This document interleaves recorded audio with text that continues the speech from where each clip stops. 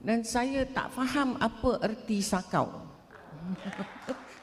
Saya Ketua Audit Negara, saya tidak nampak apa-apa bukti sedemikian bagaimana yang Datuk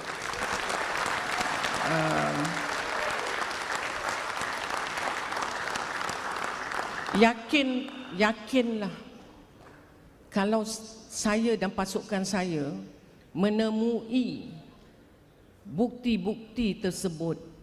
Saya dah cakap tadi, bukan saja saya tidak sembunyi, saya akan highlight lagi dan saya akan laporkan kepada pihak berwajib. Mandat saya sangat-sangat jelas.